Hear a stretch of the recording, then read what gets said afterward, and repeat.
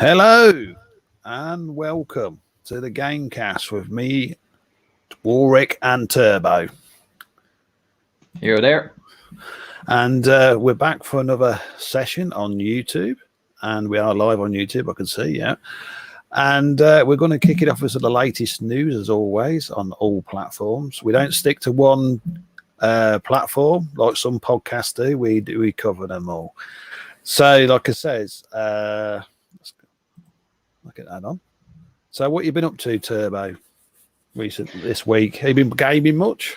Yeah, I mean, still going through Hyrule Warriors: Age of Calamity over on my Twitch channel, which I'll be continuing later tonight on there at 7 p.m. UK time. So yeah, you're more than welcome there. If anyone's wanting to see what is, I am getting close to the end actually. So if you don't want to be spoiled, stay well away even. But if not, if you don't care about story spoilers and whatnot, then you're more than welcome to come by and see how it all ends. If I do finish it off tonight or later in the week, who knows? But yeah, twitch.tv/TurboDrive Live. That's where I'm at. So yeah. I'll keep putting your links in the chat as we go ahead. I remember I've been doing all sorts of games this week. I've been playing a lot of PlayStation 5 games like Spider-Man and stuff like that, which looks good. But I will be playing Cyberpunk 2077 on PC. Are you getting that game, Turbo, on your new rig? No, not really. I was like, when with myself getting that new rig and whatnot, it's not for game. It's not really for the games. It's more for the performance of like being able to stream better and do more and whatnot. Because I can barely do enough to just stream on my own. So, but I want to do more kind of like collaborative work with lots of people's, including the guys that I know at Last Minute Continue and all that. So that's the reason why I have a new rig. It's not because I was, hyping up for Cyberpunk and stuff like that, or the next Crisis game, whenever that might be. But nah. Well, the thing is, I mean, I know Cyberpunk's going to be a good game, but I've got a feeling it's going to be its own victim of its own hype, because it's going to be a good game. But I think until I've actually played it, I think they've hyped it, overhyped it, and it's going to. I mean, it's going to be. They say it's going to be like they say, it's twice the size of Grand Theft Auto in the city and all that size. But we'll see. But anyway, let's get on with the news. What we're going to be covering, and let's have a look here. What we've got right now. If you're a Sony fan, you're going to like this. This is Kratos. He's now a skin on Fortnite. I've actually got him on my PS5. Now, you can get him if he's on an Xbox or a Switch. You can get him. But if you want to get his gold armor, you have to be on a PlayStation 5, because you can purchase him on the Xbox or the PC or Switch or whatever, but you don't get the gold armor. You only get that if you actually log in on a PlayStation 5. I suppose it's something to get people to buy a PS5, but I can't see a skin is going to drive you to pay £500 for a machine. But there you go. I mean, the thing is, it's not bad. I mean, it's just one's memories that lacks and he starts swinging and all that. But when you pick a gun up, I mean, that's what it is. It's just a skin. So. And also, we've been hearing that the Master Chief from Halo may be coming in. Now, do you think we're going to start seeing some PlayStation versus Xbox team matches and stuff like that? Because everybody's going to be Kratos, everybody's going to be Master Chief. What do you reckon, Turbo? If that's the case, then yes. Though, really, in all honesty, if it was anything like what happened in Smash and whatnot, and it's like I would have thought that the representative for Microsoft on Fortnite would have been Steve. But that's Minecraft, by the way, everybody, if you didn't get that. So yeah, if they did have Master Chief or a Spartan variant, because that's what they did. That's what they did in DOA 4, is that they had a like a Halo representative, but it was a new character in the Spartan Mjolnir Mark IV kind of like suit. whatnot, but it was a completely different character. It was a female character for that matter as well. So really, it wouldn't put them past them if they have a representative of Halo, just not Master Chief. But who knows? It just depends on how much money Epic is willing to throw in. Although, granted, this is Epic we're talking about, so most likely the candidate would be Marcus Phoenix from Gears, because only makes sense. Well, like I says, I mean, we know this is all to do with like the fanboy wars and all that. Oh, I've got Halo, I've got Master Chief, oh, I've got God of War. I mean, I went on to Fortnite playing as Kratos the other night just for a few minutes, and as soon as everybody saw me in the lobby, everybody seemed to attack me. I thought, hello, is the Xbox boys here or what? You know, it's quite funny at the time, but no, I think with that, it's more of a case of like, oh, here's the guy who's got the money and he's paying for all these things. Let's go get him. We're just the ones who are just playing it without having to spend like dozens upon dozens of credit and whatnot to get what we want. But hey, yeah, Go on. I mean, no, I was gonna say it was kind of the same when I bought all the Sonic the Hedgehog promotional stuff for Ninjala, which is another free-to-play game out there. But no, you kind of like become like a target if you pay for the cool premium items and whatnot. Yeah. It's probably the same for all the other ones like Fall Guys and all that. So yeah. Yeah, well, I know it's only a gimmick, being in Skinner's Kratos and all that, but it was quite good. I had a quick go on it, but I'm not going to all of a sudden going to start playing Fortnite, competitive and look like that. No, that's not going to happen. But I may do some streams of it this in the future with Fortnite stuff like that. Hang on, this Lazy wants to say something here. Let's have a look. We're ready for Cyberpunk. That ain't the one. Hang on. Hasn't come up on my screen yet what he's posted on YouTube. All right. There we go. Everybody wants to be your friend, but that's good. Yeah, well, they try to be. Oh, can I share your accounts and log in and steal all your games? Oh, yes, of course you can.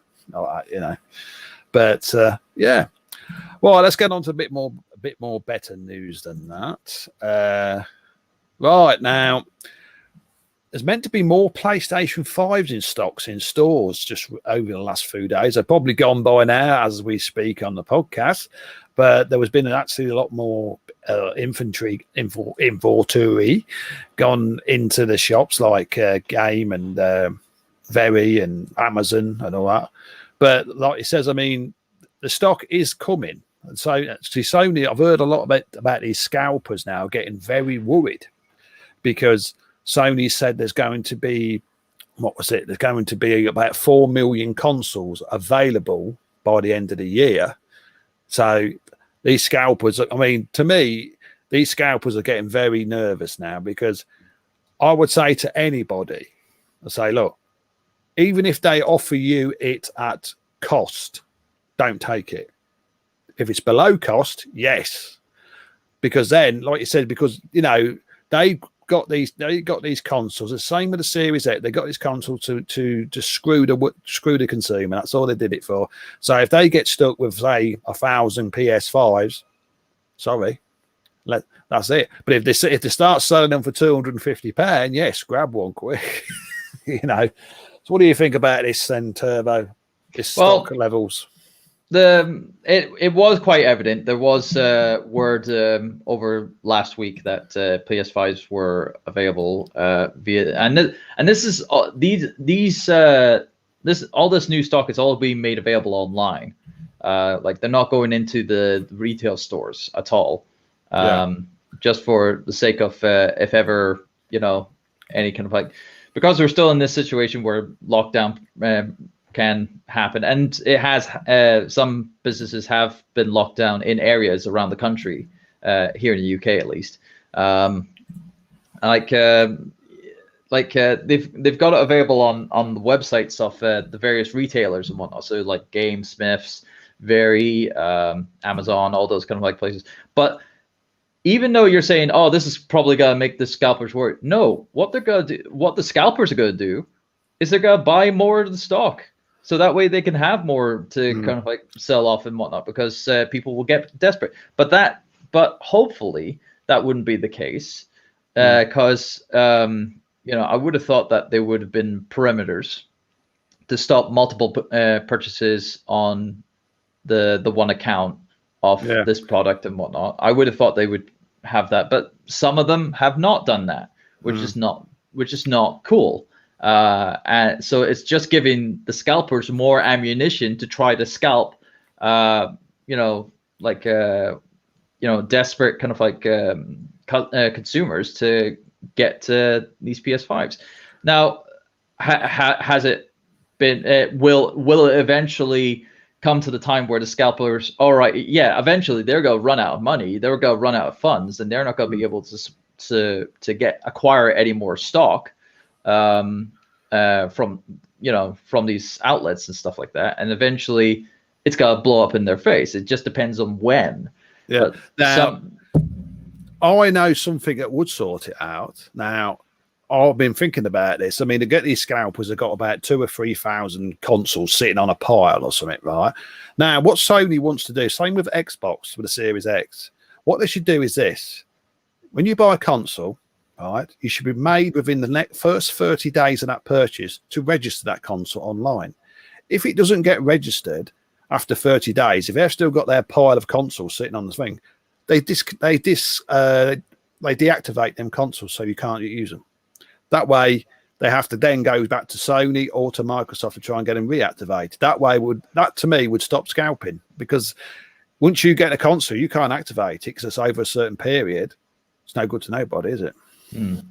Well, I mean, we were talking about this at the last podcast about how we should, you know, how there should be parameters from people stopping scalping and stuff like that. And I said to the one thing that they should do is to put in a law stating that any person who buys a product within the first 6 months of its release should not be able to resell it right then and there. Now, many people would have probably, you know, taken that kind of like comment and said, "Oh, that's absurd. What if I, you know, bought an unwanted gift by accident and now I need to get rid of it so I can get my money back?" And it's like, it's your mistake. Live with it. I mean, I've done that before. I've bought things that I'm not, you know, cool. You know, I thought was kind of dumb of me to buy, and now I'm. But I stick with it. You know, I stick with that mistake and you know, learn from it. But you know, it's like I only find that as more reasonable, because if you incorporated that thing of like the console needs to be registered within a 30-day period. If not, then it has to be re-registered. And scalpers will obviously find a way of kind of like circumvent that kind of like you know, program.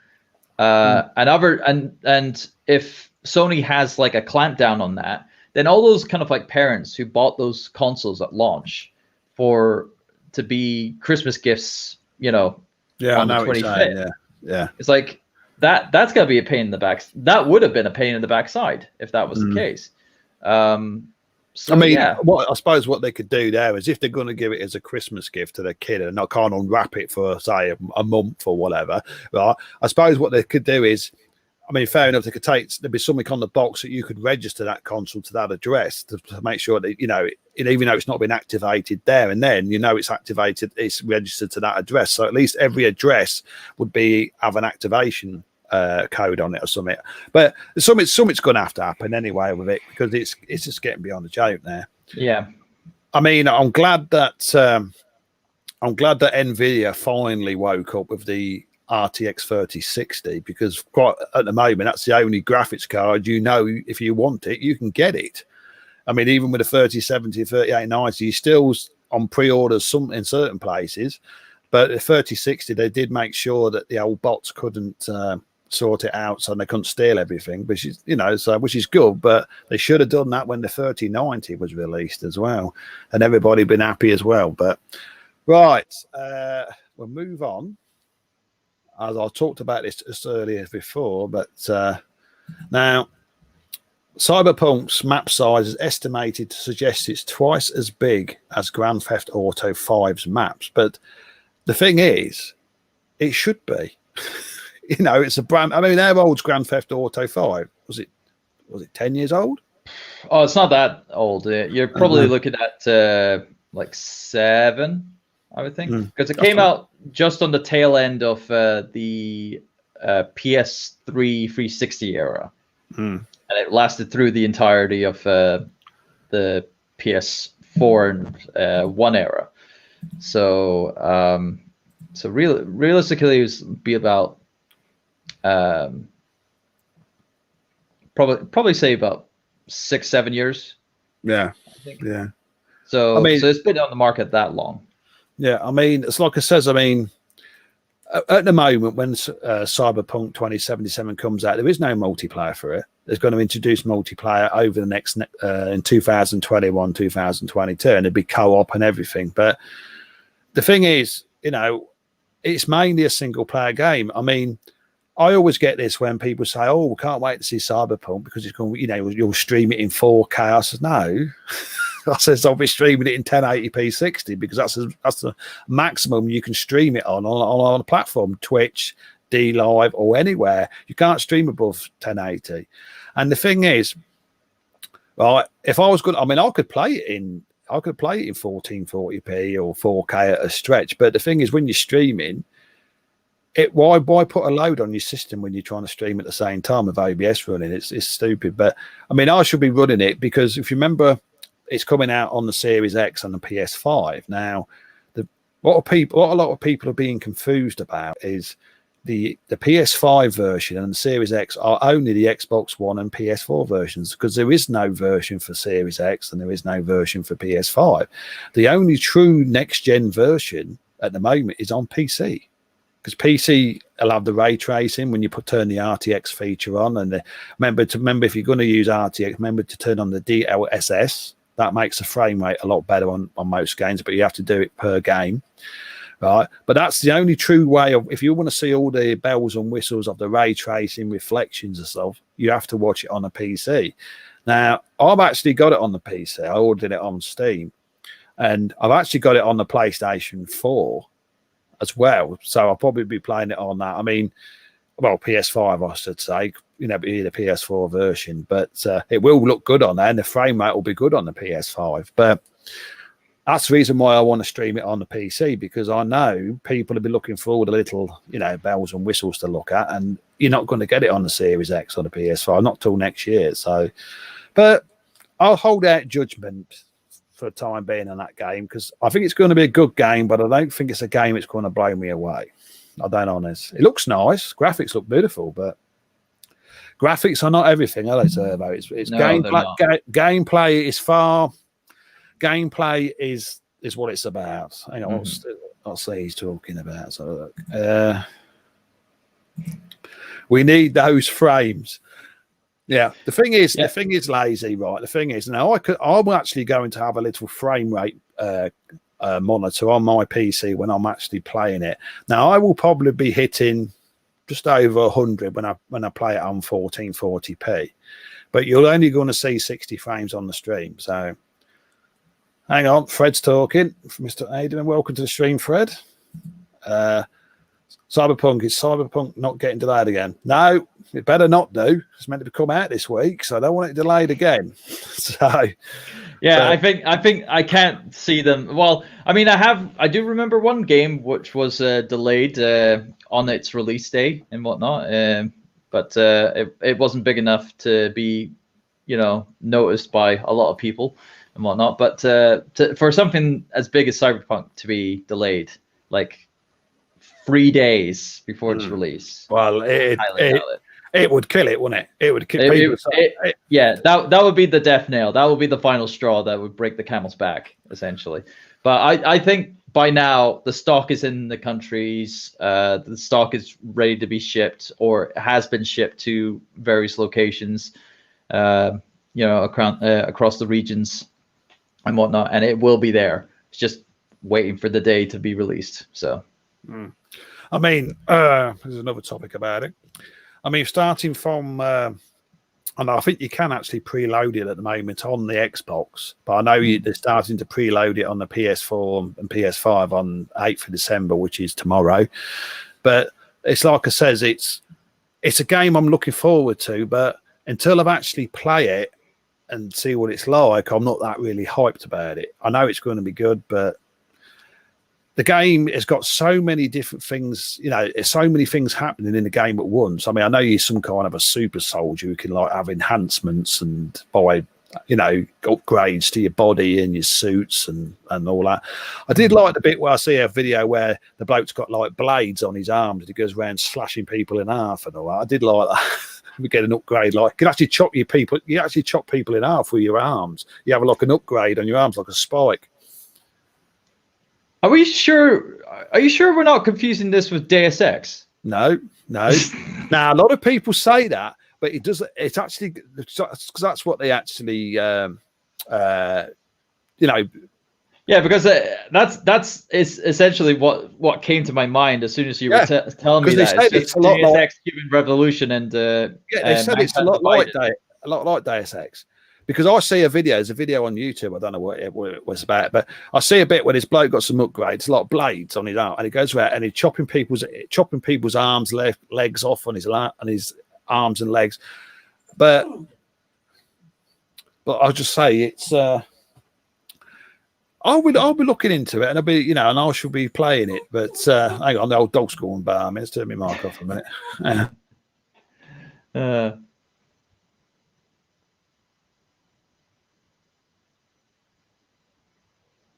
Oh well, guess I've got the floor for a second, but with Cyberpunk and whatnot, it's I was putting the what Warric was just saying and whatnot, the the things of what was being said and whatnot. It sounded very Deus Ex in concept and stuff like that, with the blades coming out of the arms and stuff like that. So yeah, interesting that. Yeah, like it says, I mean, what I was looking at is you can actually do anything. It's not just about driving cars and going around and all that. If you look on YouTube, I can't actually remember what the video is called. I'll see it was on about 30 minutes, but it was very brutal. When the place I see, he seemed decapitating people's arms and legs with these upgrades on his arms and stuff. So something to look forward to, anyway. Right now, this is going to upset some people now. The next topic, but it's going to have to be talked about now. The PS5 versus the Xbox Series X after the reviews of the third-party games. Now, we've always seen the reviews of Valhalla.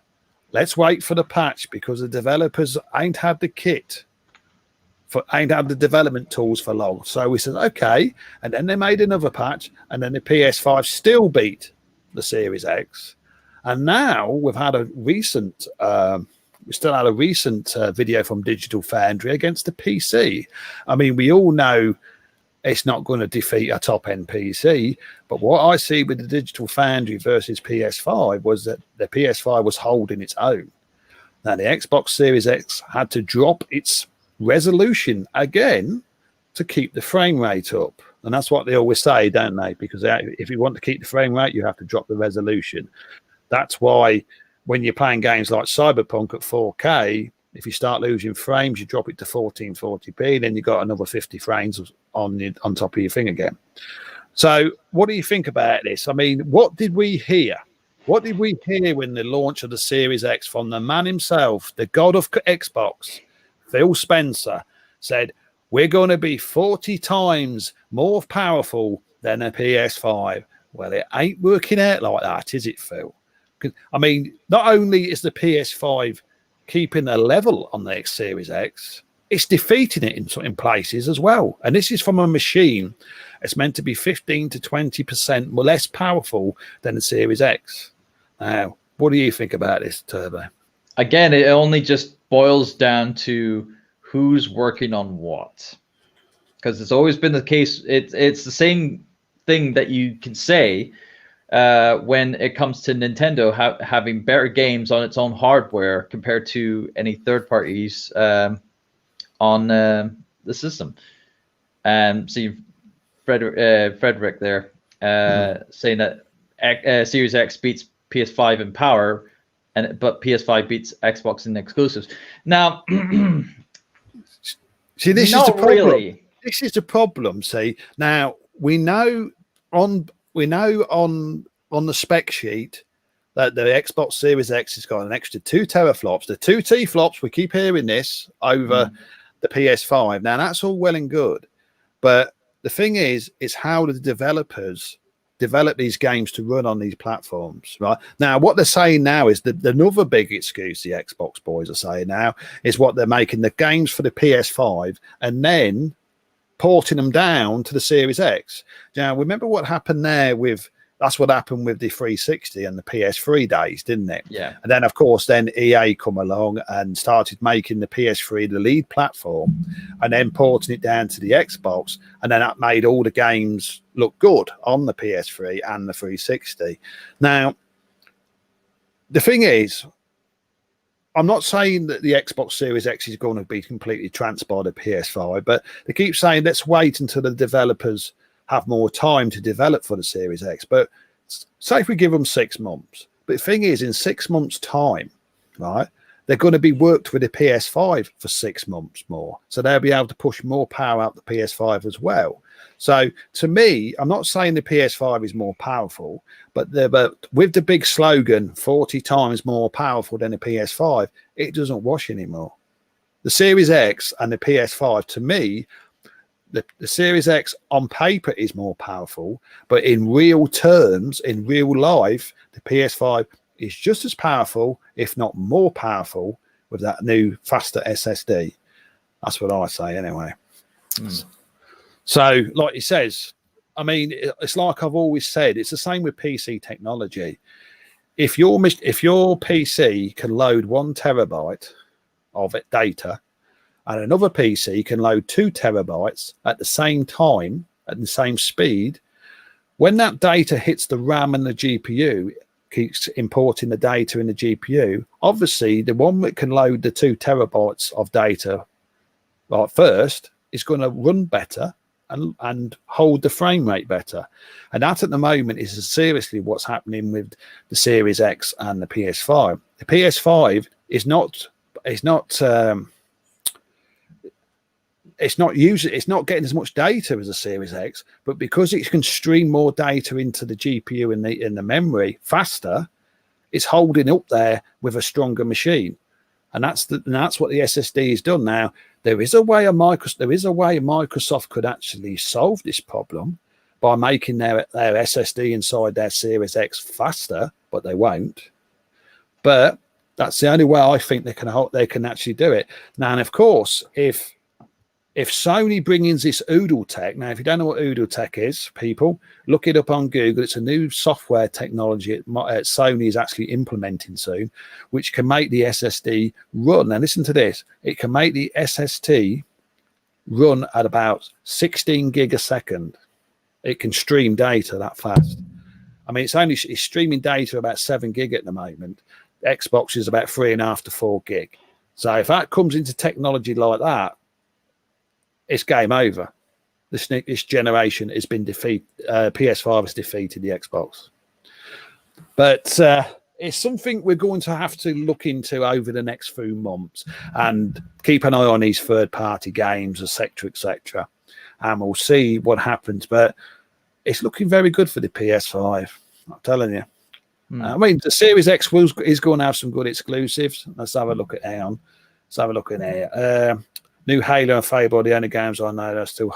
Well, the thing is, Fable, yes, I love it.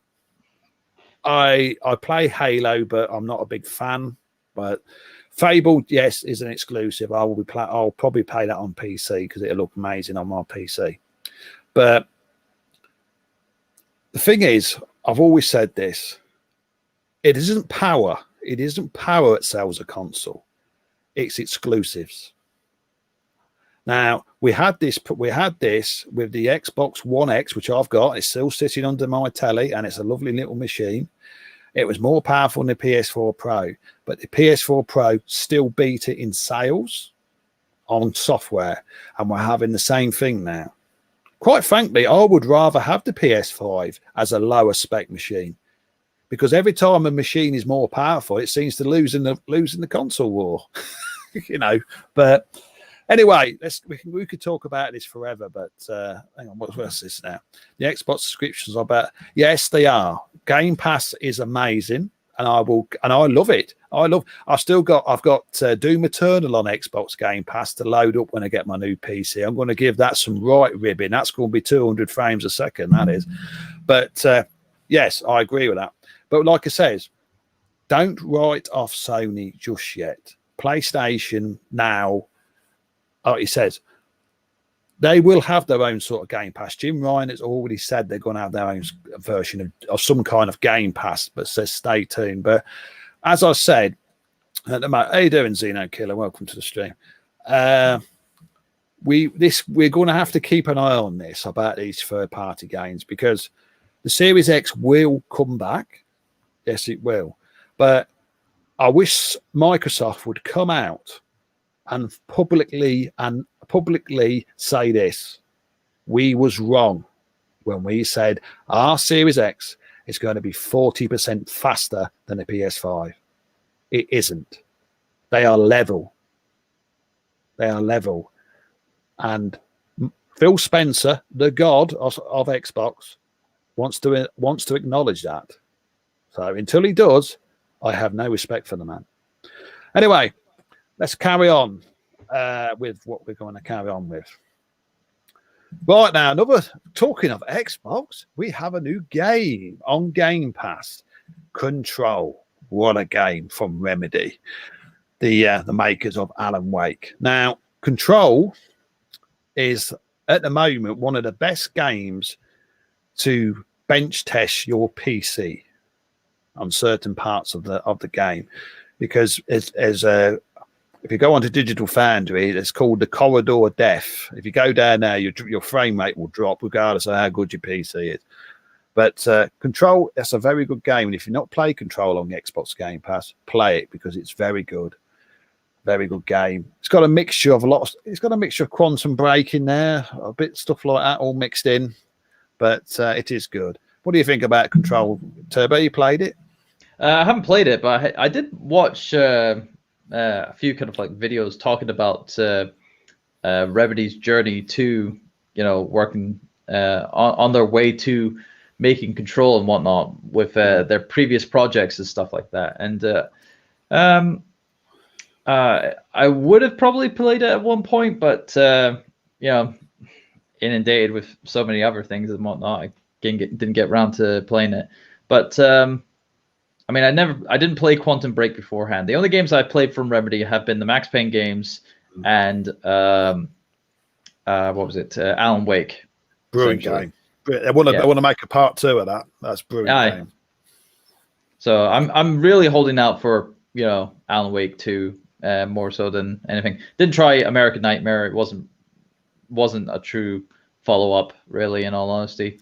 But no, although I think they were trying to tie Control with the Alan Wake franchise. So yeah.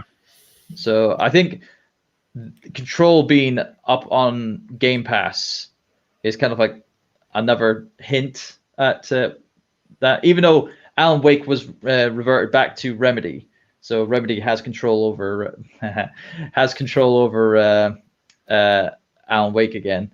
So who knows? It's like might see maybe Microsoft doing another partnership again with Remedy.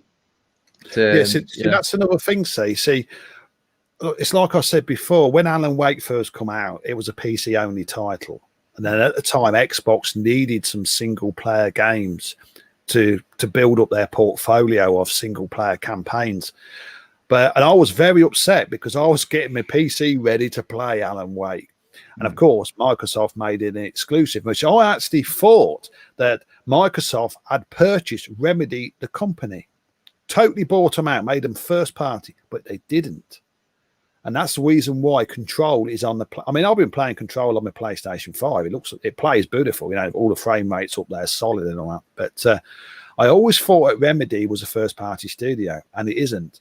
So they can make games for the PlayStation. There is talk they will be making more games for PS5 in the future. So there could be. I mean, to me, they're one of the best at the moment third party companies out there. But we need.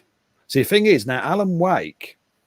That may not be on the PS5 because that may be an Xbox exclusive, that title alone, because they might have bought the rights to that game because it was published by Microsoft Studios. Right, so a bit more Game Pass there. Get subscribed, people. It makes sense. And right, so now we're going back to one of my games I play. Crysis Remastered has had an update for high dynamic range fixes, performance, improvements, stability, and improvements. But can your top-end PC run Crysis at top end? I still doubt that very much. What do you reckon, Turbo? Are you going to push Crysis on your new rig? Oh, bloody hell no. Do I really want to try that? I don't think so. Even with the new stuff that I have on there, all the newest tech that I've gotten, I doubt I could be able to do it. And it's like not with the 3070 that I have got in the system. And it's like if it was the 3080, possibly, but I think you can play it now. You'd be able to play it on high settings. It'd be high, but not like full on. Like no, you'll be able to get. I mean, I think you could do 1440p on high settings on Crysis and have a steady frame rate on that. But hey. Hello, what's this Fred looking for? We need Infamous Remastered. Yes, we could do with that.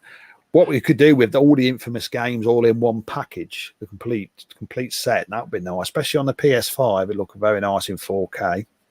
Well, I think it might be in line for a reboot, really, in all honesty.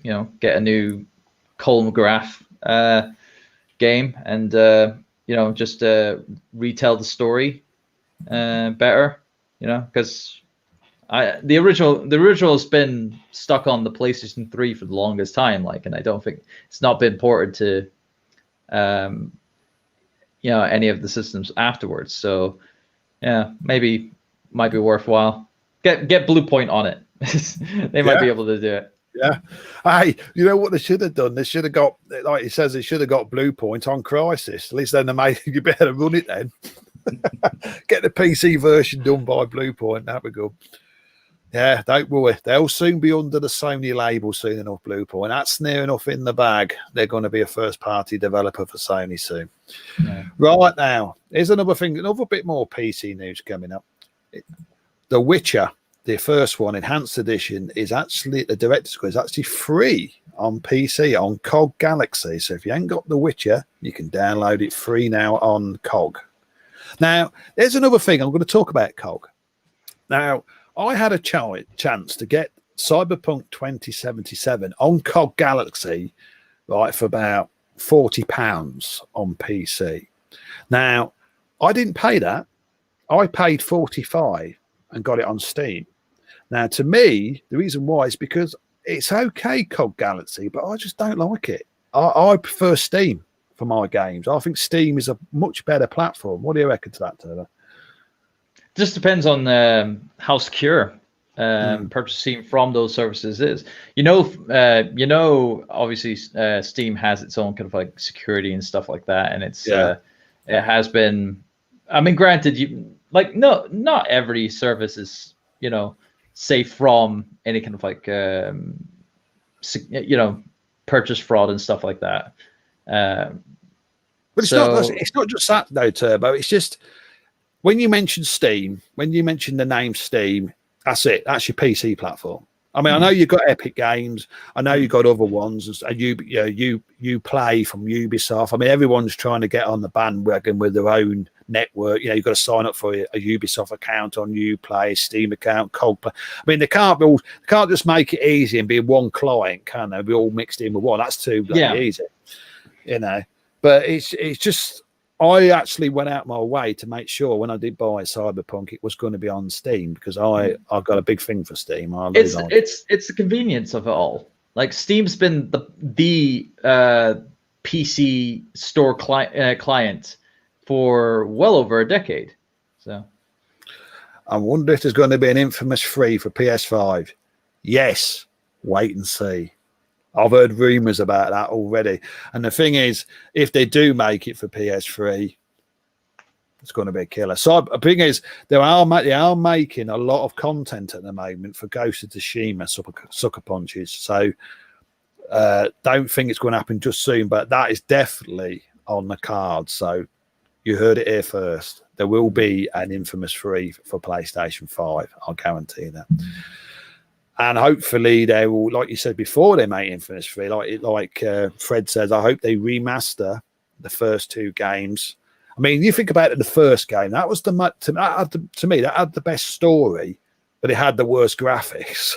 So, but if they actually made that in like, I think if they had the graphics of like part 2 with part 1 on part 1, they look amazing. But I could still see there will be a remaster of what preferably 1 and 2 and all the DLC packed in for PS5, and then of course they'll release on the PS5. Also, do you remember what was the worst thing, people, about The Last of Us? Hang on, let's get that off a minute. The Last of Us Remastered. What was the worst thing about that game? It was the load times. Where you used to watch the screen, that little fleckle, that little sparks coming across the screen. 3 minutes later, you get to the end and it's loaded.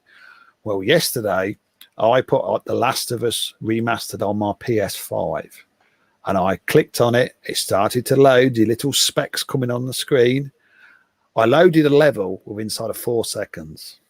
And it was there. And that's a hell of an improvement for about 2.5 to 3 minutes. And that's even on the PS4 Pro. So I did like that. But let's move on. We've got quite a bit more news to go yet. Well, this is Turbo's news, and he knows more about this than I do. Persona 5 Scramble Western release date, Turbo. Hit us with your knowledge. Cool. So it was kind of leaked online by accident, but it has been this Dynasty Warriors kind of like spin-off off the Persona games called Scramble has been out in Japan for all of this year essentially, and it's finally getting put into the Western market because a lot of people have been looking forward to this, and there was the slight inclination that it was coming out in February for it. They haven't officially announced it for that, but the little leak that happened said that it was going to be coming out in February, and no, it's looking good because I like playing my Persona spin-offs than I actually do play the actual Persona games. Like I played pretty much all of the spin-offs of the Persona games than I have the actual mainline numbered entries and whatnot. So never played 4, never played 5, but I played the rhythm games and the fighting games based on the franchises. So no, and this will be another case. It's like this one's going to be coming out on PlayStation and Switch as well. So of course, from what I've heard, if it's anything to go by with the most recent Hyrule Warriors Age of Calamity, it's probably better to get the PS4 version rather than the Switch version because of performance and stuff like that. Because it's like you need to be playing at a higher frame rate, and it's like 30 frames dipping down to like 20 frames and whatnot can be very bad at times. So it's like, hey. I mean, I've had my Nintendo Switch now for about over a week now, and I've actually been doing some streaming, and I've actually been playing the new Zelda Breath of the Wind, And I must say, yeah, Breath of the Wild, that's it, yeah. I have never played a Zelda game in my life, and I played that. I mean, it took me a while to get used to the controls and all that, but I love it. It's amazing, Kat. It's a hell of a game, and I was streaming it. I love it. But there is one thing, though, which I really wish Nintendo Online would sort out, because, I mean, I'll pay for 2 years subscription on there, you know, on the online service, but I know you get to play the old classic NES games and the Super Nintendo games and stuff like that, but I wish they would do something like Xbox and PlayStation where they actually give you a couple of free games each month like they do on there, because quite frankly at the moment there is nothing on there to you know, for your money. That's the way I look at it. You know, I mean, you do get some deals. I mean, I've actually been a bit balmy buying I bought games, Res Evil and all that for the Switch. I've got them on there. I bought Elder Scrolls Online. I got that on my Switch. That plays beautiful, that does. But it's just, I wish they'd give a bit more for the subscription. I'm hoping that 2021 they will give you something, you know. Well, you know, with the online on Nintendo and whatnot, you're not spending as much as what you're spending on the other platforms like Xbox and PlayStation. I know that, but it's just, you know, I'd like to see something where, I mean, the thing is, what upset me as well is, I mean, for the Switch has been out. How long has the Switch been out? 4 years? 3 years, coming up for 4 in March. Yeah. And the only thing is, I would have loved them to have like a Netflix and all that app on there, and they've only got a YouTube app. I mean, I wish they would really put Netflix. I mean, that'd be the ideal Netflix player for on the go, or you know, and all that. But I can't understand why they haven't got any apps. I mean, there's a YouTube app. Yeah, there's YouTube. I've got that, but on the Wii, they had everything, didn't they? All the apps. Well, it took a while. Yeah.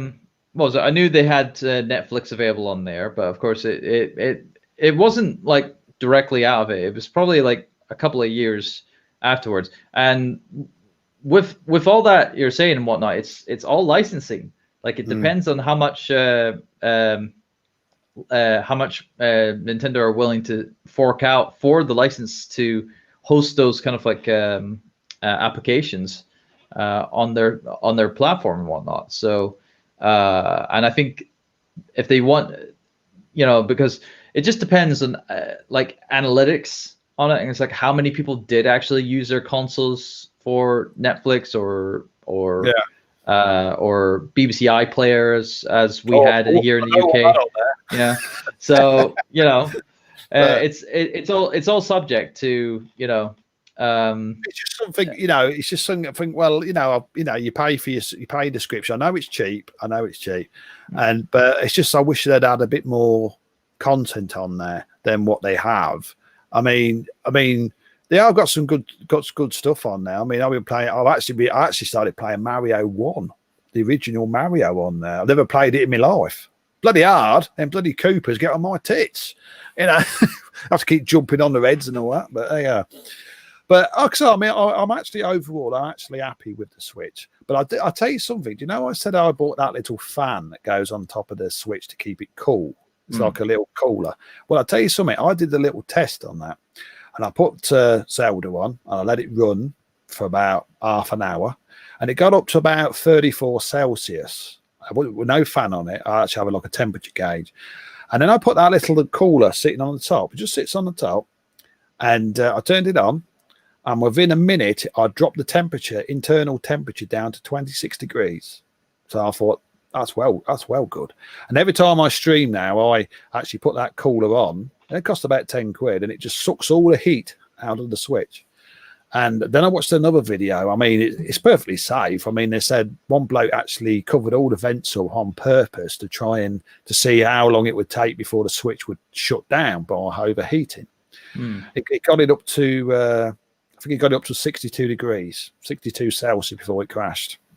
So, but like it says, when I see it working now, I think for 10 quid, it's great. It just keeps it down to about 25, 26 degrees. And of course, it would do with hardware. If it's cooler, it's going to work better, isn't it? But right then, let's move on. we keep swaying off the subject. Hang on, let's see what Fred's quoting here. I bet by the time Xbox will get a comeback is the time when PS5 already has a lot of exclusives. Well, the thing is, Fred, is the PS Vita still alive? It might be in Japan, but I don't think it's anywhere else. Well, it's out of production now. Yeah, all over the world. So it's not like you'll still get some publishers working on games, especially in the Japanese market because it was popular then. But no, it's not.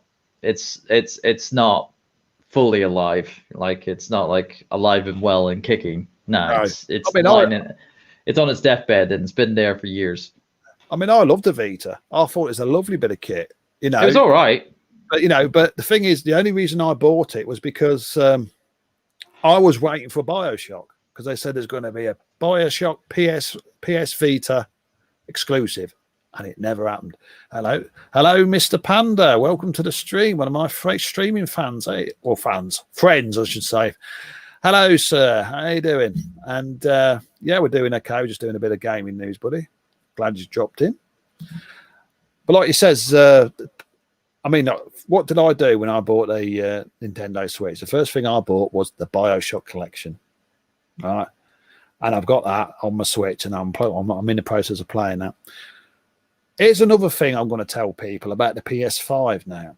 Now, let's talk about the BioShock collection. When you buy the BioShock collection on the PS5, do you remember it's on multiple discs, isn't it? On when you buy it on the PS4. Yeah. Now, first 1 and 2. You can select them in the menus on the PS5 and they'll come up. But when you try to get BioShock Infinite, it doesn't work.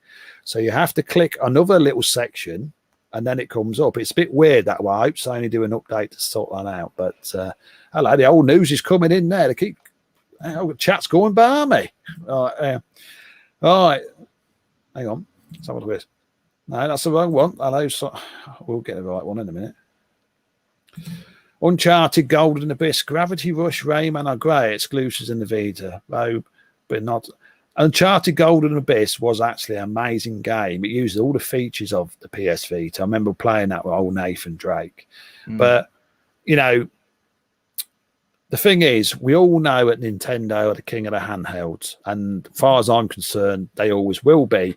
And they are talking out now there's going to be a new PSP 5G or something they got it called. Now, to me, Sony doesn't want to do it because Nintendo will transform again. They want to leave. Well, they already have already because that's what the Switch is. Yeah, the thing is, Sony, and this goes for Xbox as well, they want to leave the handheld market alone because Nintendo will not, as the king of that, and they will not give it up. And quite frankly, I'm glad they are the king. Because, like it says, Nintendo have been there for years and years. And like it says, the handheld market will always be Nintendo. That's the way it's going to be. And I know Sony and Microsoft want a piece of the pie, but they want to sort out first their new next-gen consoles before they think about doing another handheld. So if this PSP 5G is actually coming to light, they want to leave it alone and get that PS5 Pro out instead. You know what I mean? Mm-hmm. But the rumours about that, the PS5 Pro.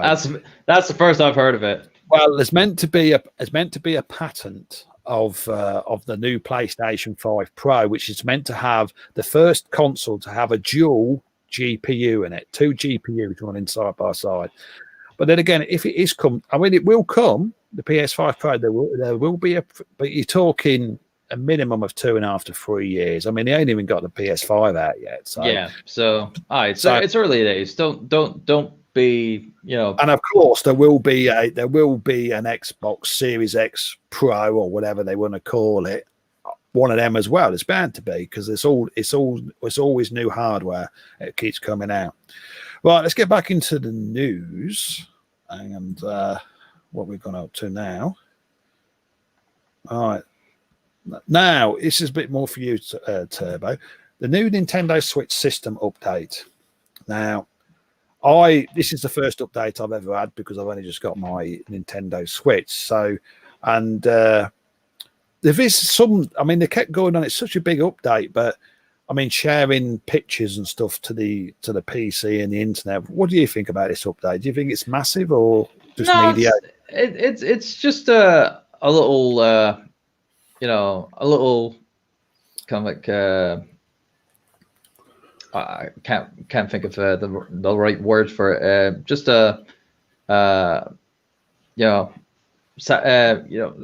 to kind of like stabilize the service essentially.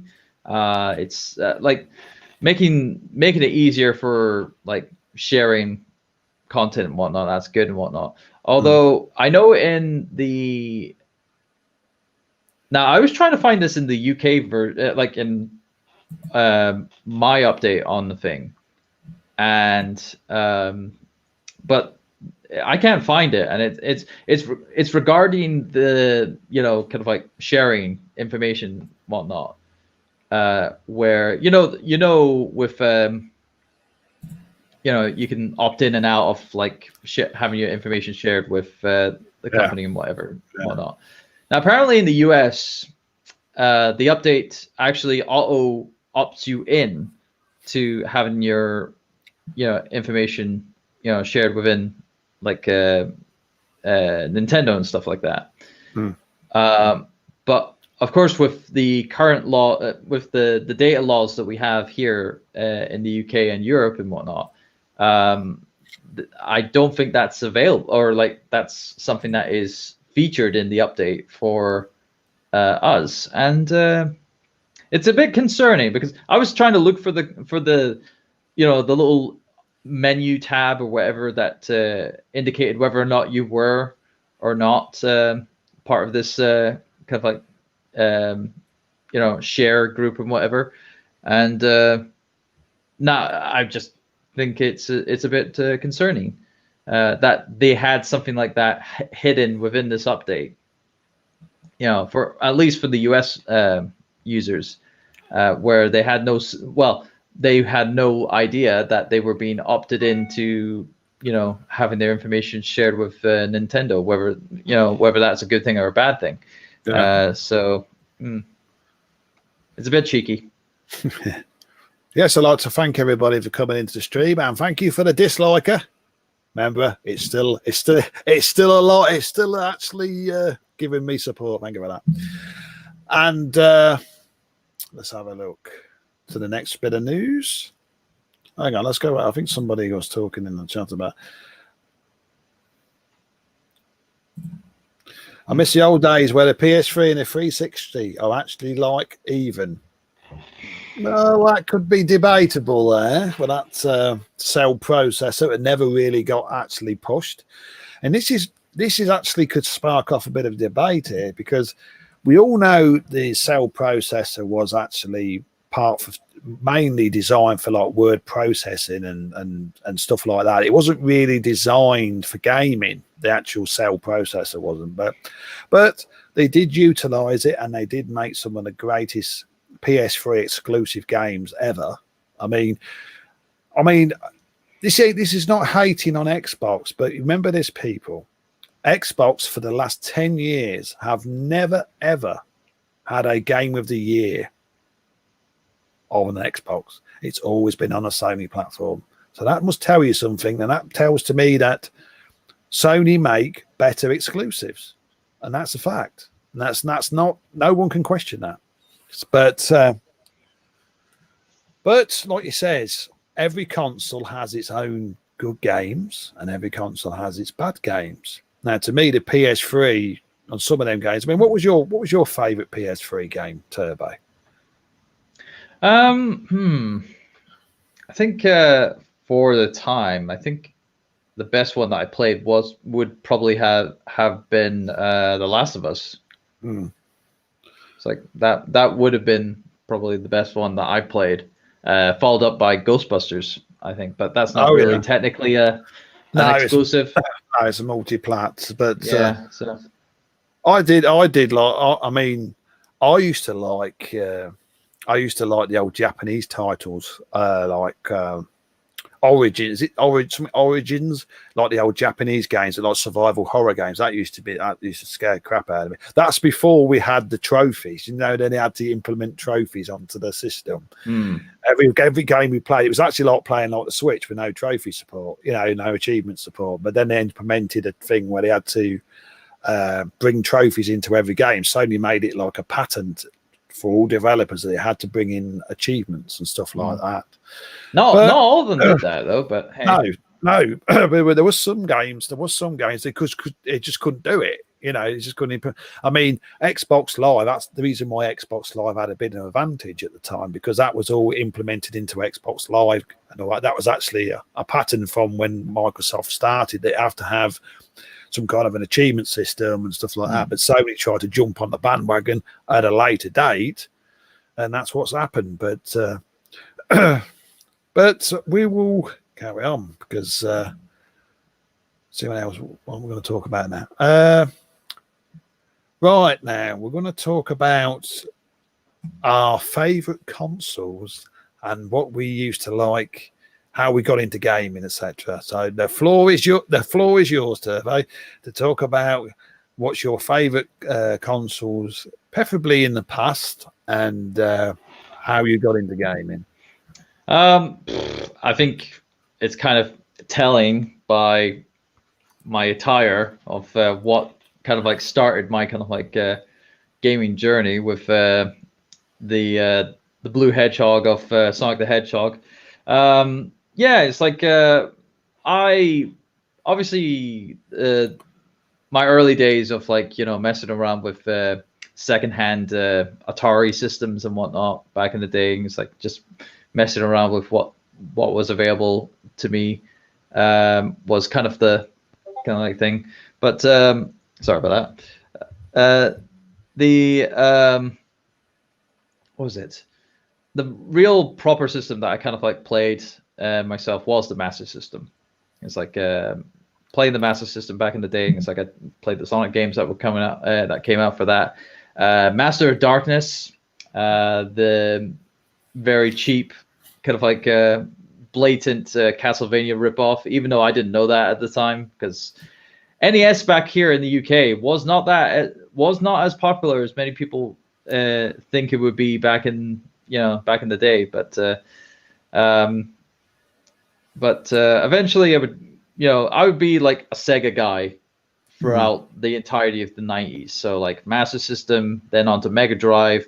Sadly skipped the Saturn, because by the time I got a Mega Drive, the Saturn was already out and whatnot. And I was always practically a generation behind, always. And then eventually it wouldn't be until 99, 2000 time where I would be finally in the current day with the Dreamcast. And that would be, the great... possibly the greatest swan song that Sega would ever have when it comes to walking away from a certain sector in the business, and they still are walking away from certain sectors, and sadly it's not as glamorous as it once was. So yeah, I was always a Sega guy up until then, and then eventually I would spread out to pretty much all the consoles essentially from the generations onwards. So you had like GameCube, Xbox, PlayStation 2 era, then PlayStation 3, Wii, and 360 era, whatnot. So I didn't really have that kind of like singular one, but it was always Sega was the definitive kind of like console going from back in the day. I was always faithful to. So I mean, talking about the Sega Dreamcast, now that to me, and still today, is one of the best consoles ever made.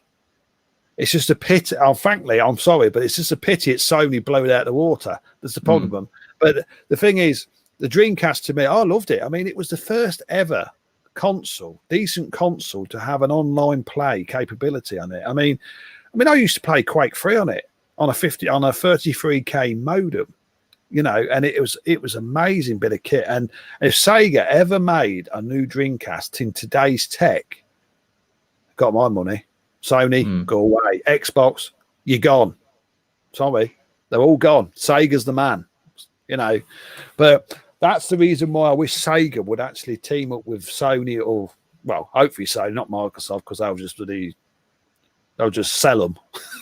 But the thing is, the Sega Dreamcast, if they made a Dreamcast 2, that would be awesome. If they knew it, if they did the spec, well, next gen spec. But I loved the Dreamcast. I used to play was it Res Evil Code Veronica and all that on it, and it used to have all the extra DLC. Oh, it was an amazing bit of kit. Right, we've got some things in questions in the chat here. What are your thoughts about The Last of Us Part 2 winning many awards in the Game Awards and Ghost of Tsushima not getting any? Well, I must say, Ghost of Tsushima to me was the game of the year. And Last of Us Part 2, I think the reason why The Last of Us Part 2 got a lot of awards, it wasn't, a lot of people are saying it was because Sony's been backhanding a lot of people. No, it's because The Last of Us Part 1 was such a great game. And it was such a great game and received. I know a lot of people didn't like The Last of Us Part 2, right? And people say, "Oh, it spoiled it." But I actually loved The Last of Us Part 2 because they tried to push the narrative in a different way. I mean, they're saying that Joel and Ellie, yes, they were good guys, but also they was bad guys. And the same with Abby. Everyone hates Abby. Oh, you can't like Abby; she's horrible. But just think what Abby was trying to do. Abby was trying to save her friends, and Abby was trying to, you know, make a life for herself, just like Joel and I forgot his fucking name now. Yeah, but so they were just trying to make. They were just a group of people. I always say that The Last of Us Part 2 is like the Walking Dead TV series. I mean, you know what happens there. They're all divided up into different groups, and you got, you know, Negan's group and all that, and they all have one goal: to survive. They all want to survive. They want to bring their families up, and it's the same with The Last of Us Part 2. And a lot of people didn't get that. They wanted to do the easy way, where Joel and Ellie, that's it. They're going to kick ass. They're going to win, and that's it. Well, that to me is boring. We had that in Part 1. Now, Neil Druckmann, who's just been, by the way, he's just been promoted on to one of the Sony's directors, by the way. Congratulations, Neil. He's actually been promoted to one of the Sony executives. So, but he tried to push the narrative, and a lot of people didn't like it. Because, you know, this is going to be a few spoilers here now, people, if you ain't. But where you play is where at the end where Ellie becomes like a bad guy, and Abby has to fight Ellie and stuff like that. But I can see it. But I always say this to people, right? If you're going to play The Last of Us, make sure you watch every cutscene, every part of the story. Don't skip it. Just watch it, and I'll tell you, you'll see a different side of that game you ain't seen before. You know, right? Let's have another look. Problem about is the false advertisement. Yeah, there was false advertisement, because what a lot of people thought was that you played Ellie all the way through the game, and you didn't. I'd say you played Abby for about 70 to 80% of the game, and Ellie was about 30%. You know, fair enough. But I enjoyed it. I mean, you know, no one's can say to me the game is rubbish, because I enjoyed it. I played it all the way through. And I loved it, and I can't wait for Part 3 now. I've actually got some predictions for Part 3, and I think Abby and Ellie are actually going to team up and be best mates. I do, honestly. They're going to team up and be best mates and fight a new legion of enemies or whatever. But like he says, let's have a look. Ghost of Tsushima did deserve to be Game of the Year. I mean, I'm replaying it on the PS5 with a solid 60 frames per second. It just looks like night and day. The game looks amazing. And the online play, I must say, the online play, if you've not tried it out, the online play is flawless. There's no lag, no latency. It's like playing a single player game but it's online. It's amazing bit of kit. So, but I do think that Ghost of Tsushima should have won some awards. And quite frankly, I think it should have won Game of the Year. Last of Us 2 was always going to win awards because it's made by Naughty Dog. I'm sorry, Naughty Dog is the game. Naughty Dog are the company, and they will always get awards. Every time Naughty Dog brings, I don't know if Turbo agrees, but every time Naughty Dog brings a game out, they always trump the last game they always had before. They always go one further on the other game. And they've done that all the way from Crash Bandicoot and stuff like that. That's the way I see it. Every game they've produced, it's always been better than the previous. Right, now, we're getting to the... Oh, yeah, like he says, I'm going to talk about my things. Well, I'm a lot older than Turbo, so I can go back a bit further. But I started off with something games like consoles like and computers like the ZX81, the BBC Micro, ZX Spectrum, awesome bit of kit with a bit of Manic Miner on it and all that. But like he says, I did play the Dreamcast, and I will big up the Dreamcast anytime I can, because it was only thing I didn't like though, Turbo. The only thing I didn't like about the Dreamcast was the little memory module things in it. You know, it's set in the old Dreamcast pads. They were like a little separate game, weren't they? You can actually take them out and play little games with them, couldn't you? Yeah, the visual memory units, or VMUs as they were called. Yeah. I just didn't get it. They were good because you can actually got a little game inside the memory unit, but apart from that, actual Dreamcast games, I loved them, and I was very disappointed when it died. But like it says, when I went back, then of course I went on to the Mega Drive, like most people did, and but I actually had the Mega CD, and I was well into games with full motion video, like Ground Zero Texas, Night Trap, and stuff like that, and. Which is I actually played Night Trap on the PC. I still got it on my PC. You know, that actually had a girl in it. It used to be in Different Strokes. Do you remember the Different Strokes, the old TV series from the 70s or 80s? Vaguely. Her name was Dana Kimball. She played the white gal who's, you know, the two little black boys and the white gal. Well, she actually, I'm sadly to say, she actually died because I think she committed suicide in the early 80s. But like it says, she stars in Night Trap, and you got a bunch of vampires called the Augurs, who actually run the house, and they've got all these cameras, and she's like a tac division woman who can you actually scan between the cameras, and it's very hard. You have to hit it just right every time and change the camera to grab an auger and change the color codes and stuff like that. Then you had things like Sewer Shark. That was with Corey Haim. Remember Corey Haim from the Lost Boys? He was actually he starred as the pilot in it. Then you had one called Ground Zero Texas, which is a bit like Battlestar Galactica. When you go around shooting these enemies, they look like Cylons from Battlestar Galactica. But anyway, yeah, Mega CD was good. I saved up a lot of money. That cost me about £200. That was a lot of money in them days. Mm-hmm. But and then I've moved on. Every decent console it's been out I've had, so it's, you know, it's great. It's great memories. It's great memories to have. The Dreamcast was an amazing bit of kit, and I say Sega, come on, let's have another one. Just recently now, didn't they just release the Atari 2600 upgrade? Atari, they released a new console because they had a new console released about a month ago. Or it's going to be released. It's like an upgraded version of the Atari, but it was for today's generation. It had HDMI ports on the back. Though that's been in a lot of controversy, along with other kind of like projects of the same ilk. Like I know there was another. What was it? A new Coleco Chameleon.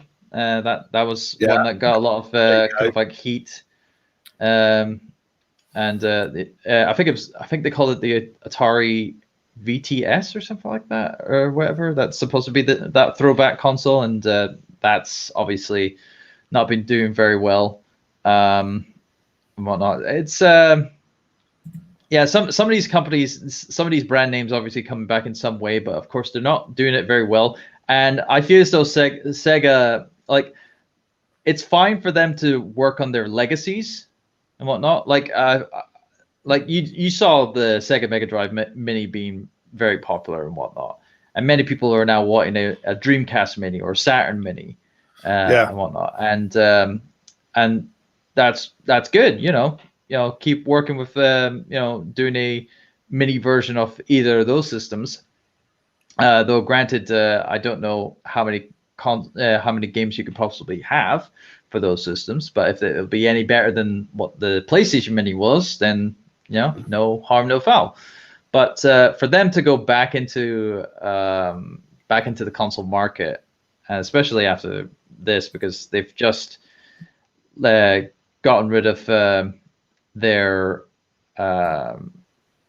arcade division, essentially, like their arcade locations that they had in Akihabara and whatnot. So they're just not in the right kind of like financial place to be doing anything like making a brand new console and bringing it to the masses and try to rekindle their light in the console wars, because that diminished years and years and years ago. So yeah, as much as I would like a follow-up from the Dreamcast in with today's modern hardware and stuff like that, it's just not going to be viable, because I mean, there's already 3 competitors in the system in the race already, and Microsoft was the replacement of Sega. So really, Sega doesn't need to be going in it anymore, from that point of view. Yeah, well, there's one more thing I want to. I mean, we know who's we know at the moment who's the console leader, and that's Sony, and we know Nintendo is second, and we know Xbox is last. Now, can you see a point where I mean, to me, Xbox and Nintendo, can you see a point where Xbox will overtake Nintendo, or do you think Nintendo will hold its lead over Xbox? Because at the moment, the Switch, as far as I've been looking into the sales figures, it's actually booming for sales. It's Christmas. People are buying Switches right, left, and center, and they've just announced. I can't remember the exact figures, but it's a hell of a lot. I mean, it's over 70 million Switches. Yeah, and the thing is, I mean, we all have this war with Sony versus Xbox, but it's not. People got to understand, Xbox shouldn't be trying to go after Sony, because they will never catch them. Not unless Sony do something completely stupid. I mean, we know the sales. I mean, sales figures are coming out of the sales of the PS5. The Xbox Series X and Series S have sold a lot of consoles, but not on the terms of the PS5 has. And like it says, the Nintendo Switch just keeps sitting there. Nintendo sit there and sell and sell and sell, and they keep selling, but no one talks about that. I mean, I always, when I go into certain podcasts, when I say that Sony is number 1, Nintendo's number 2, and Xbox is number 3, I get laughed at. But that's the truth. Xbox is not in second place; they are in last. And if they've got to think about beating Sony, they've got to beat Nintendo first. And quite frankly, they're not going to do it yet. They're not going to do it. So, what do you think, Turbo? I mean, there's some numbers that say that and whatnot, and to some extent, some people put Nintendo above them all and whatnot. But really, in all honesty, I'm in that state of mind now that there shouldn't be. There's not a number 1. There's not a number 2. No, there's not a number 3. This is it. This is the problem, mate. I mean, there's always going to be console wars, and there's always going to be fanboys, right? The way I see it is this: if you like games on your Xbox, great. If you like Game Pass, great, right? If you like games on PlayStation, great. If you like games on Nintendo, if you like games on PC, great. Go out and play them. But the thing is, they've got to. The thing is today is people seem to think, well, I've bought myself a PlayStation or I've bought myself an Xbox, and the other consoles are rubbish. Unless it's on my Xbox or unless it's on my PlayStation, it's crap. And that's the mentality of a lot of people. And the thing is, what you got to understand is, if you're a gamer and you want to play Gears of War, you either get it on the PC now or you get it on the Series X or on Xbox. If you want to play The Last of Us, I know you can play it on the PC with PlayStation Now because that's on the PC app now as well. But if you want to play The Last of Us, you buy a PlayStation. And of course, if you want to play Zelda or Mario, you play it on a Nintendo Switch or whatever console on Nintendo. But this is the thing. People have got to learn that just because somebody likes a Switch or somebody likes an Xbox or somebody likes a PlayStation, they are not the enemy. You know, if you've got a PlayStation, someone's got an Xbox, he is not your enemy. He is a fellow gamer. And until we realize that we're all gamers, you know, to me, there shouldn't be podcasts just about Xbox. There shouldn't be podcasts about PlayStation. There shouldn't be podcasts about Nintendo. Everything should be equal. And the thing is, if you've got a podcast about gaming, it should be about gaming. It doesn't matter what platform it's on. So, yeah, see that comment? Yeah, I'm seeing that comment there. Yeah, he says Turbo almost looks like Neil Druckmann. I bet. Well, is that a compliment or? Well, he's a bit. Well, I'll tell you something. I wish I had Neil Druckmann's money, mate. But I think Neil Druckmann, no, Fred's got a lot more hair. He's a bit like that, isn't he? You know. Yeah, it's like don't really have that under there. He's a bit like you got all the hair down here. I mean, I'm no good. I won't pass for Neil Druckmann. But I think unless you've got anything else, Turbo, I think that's about it, mate. No, that's essentially it for we've had this session. Bit of a good nat. I hope everybody's enjoyed the little talk about the gaming industry. We will be back next couple of weeks, or we'll have to see. And remember, if you're new to the show or new to the channel, please drop a like and a sub on the YouTube channel. Also, I will drop Turbo's. Well, just shout yourself out, Turbo, and about where people can find you and follow you. Yeah, you can follow me on my Twitter there at TurboXLR. Or you can, I'm usually just tweeting random stuff, but I'm mostly on my live channel, live Twitch channel, twitch.tv/TurboDrive Live. I'm actually going to be on there later tonight at 7 p.m. UK time, so which is about... get over there and get watching him. Yeah, currently playing through Hyrule Warriors Age of Calamity, so if you're not bothered with spoilers and whatnot, we're actually getting into the end game on that, so by all means. Yeah, and of course, remember, people, you can watch me on DLive, Twitch, Trovo, YouTube, and Facebook Gaming Live. I'm everywhere. Can't get rid of me. So, but like I said, until the next podcast, it's me and Turbo. We'll say, see you later. And we will see you again soon. So remember to share the podcast out to your social media so we can get more people in here, and we'll try and get it a bit bigger and try and get some more guests as well on very soon. And we'll see you soon. So until the next Gamecast, it's Warwick saying, stay safe.